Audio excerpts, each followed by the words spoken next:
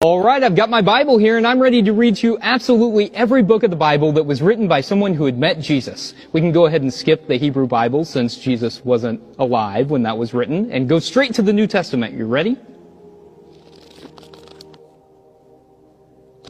Not a single word.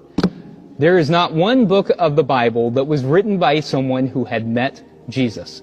Yes, some of the Gospels are attributed to Jesus' disciples, but scholars agree that they didn't write them.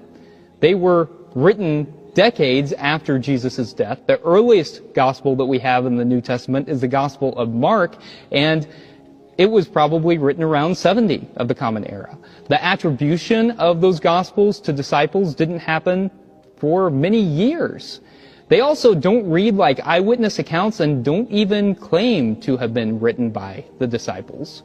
Paul's letters weren't written by someone who had met Jesus. Paul, by his own admission, had never met Jesus. And even that great narrative we have about Saul encountering the risen Christ on the road to Damascus is something that the author of Luke Acts, the same author wrote both the Gospel of Luke and the book of Acts, it's something that he invented for the narrative. Paul never makes a mention of that, and surely if he had encountered the risen Christ, he would have mentioned it. All of the other epistles in the Bible are later, and the book of Revelation is later. None of those authors had ever met Jesus.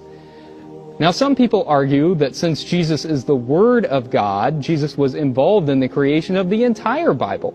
But that's a theological argument that there doesn't seem to be much evidence for, and certainly historically we can prove that none of the Bible was composed by people who had met Jesus.